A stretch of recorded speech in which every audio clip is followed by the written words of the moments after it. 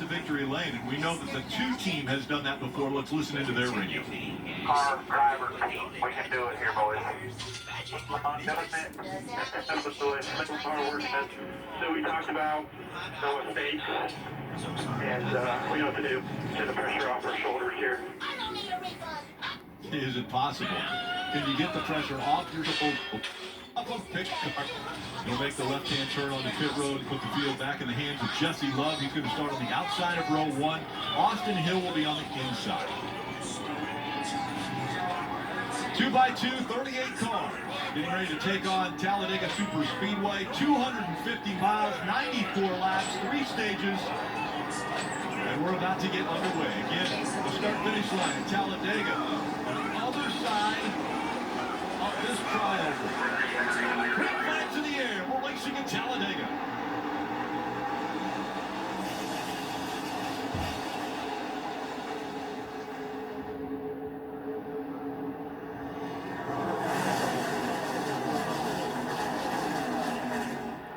Kind of an odd start to the race. I thought Jesse Love took the top because Austin Hill was going to let him down in front of him. And RCR would lead the bottom row, but no such case here, as now the 2 have lost some momentum. A top line fell back, but now the 21 has gone up there to pick it up. Blue light 21 of Austin Hill out in front.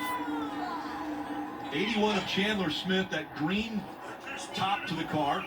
Right behind the 21, giving a little bit of a push. Here comes the 2 of Jesse Love behind him. You see the outside line is a little more organized. Some drivers are failing to get to the bottom. Trying to get some energy on that bottom lane. Looking back at Austin Hill's car, thanks to Bennett Transportation, giving us this onboard view.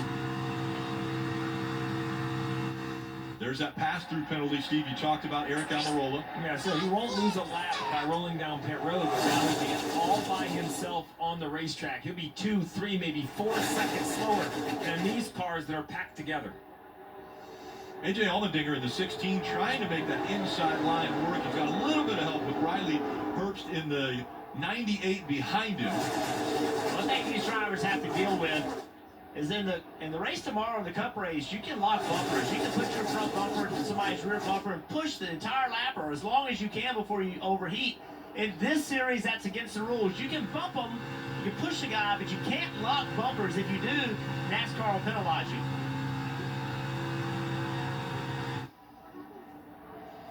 See, that's an effort. That rule is an effort to try to prevent those wrecks from bad pushes. That's the reason that rule was implemented. But it changes the way these guys have to race. You have always talked also about that bubble, the air bubble that's in these cars. That sometimes they don't actually get to the bumper, but push them just because of the air. Yeah, that's right. And you know, drafting is an art. Not everybody's good at it. You can see several drivers trying to make it 3 wide. Kind of hung those guys out in the middle. But yeah, you try to get right close to that rear bumper, the car in front of you, to give them a big push, but sometimes as you get closer to them, that your air pushes them away from you. That's the case with Riley Herbst in the 98 pushing A.J. Allmendinger. He got him up next to the top 2, but not enough momentum to get in front. And now the 21 of Austin Hill, how much is he going to be looking in his mirror? Yeah, the entire time. I mean, 85% of it. You know, look at his eyes. So watch this ride along. You know, that look rear view, right? So that's a rear view mirror. When he glances to the left, our right, there's a mirror on the left side of the car, so he can see the cars underneath him. So right now, he knows the 16 Allmendinger is underneath him. He saw that happening. He could have tried to block it. He decided not to. Allmendinger takes the lead, and he slides in front of 21 of Hill. And now Allmendinger in control of this race. We talked a lot about what it takes to make the passes. We haven't talked a lot about the defensive moves, the blocking we're going to see. And I think at this point of the race, you're not going to see a whole lot of big blocks because losing the lead, no big deal in lap 5. But you kind of get a little bit of a test of how clear these runs come. Later in the race, especially the closing laps, you're going to see, well, there's one. A defensive move by Allmendinger to move up to the upper lane. I think a little bit of change, though, is there's only 20 laps till the end of stage 1, and points are going to be paid. So this aggressive block right there by Sam Mayer And that one car, the blue and white car, made a big block. That was just the fear of losing track position. Riley Herbst is also doing some blocking in the 98.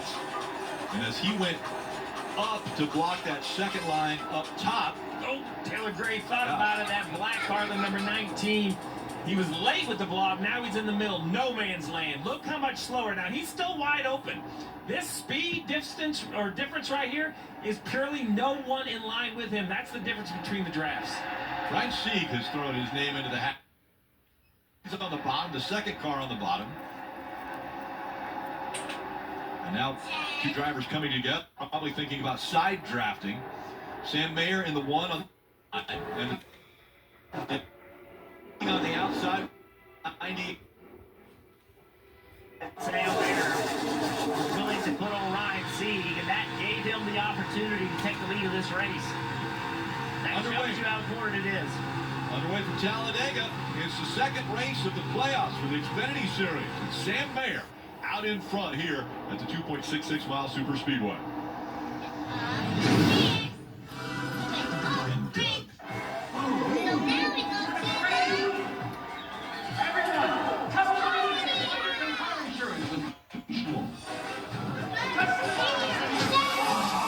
And then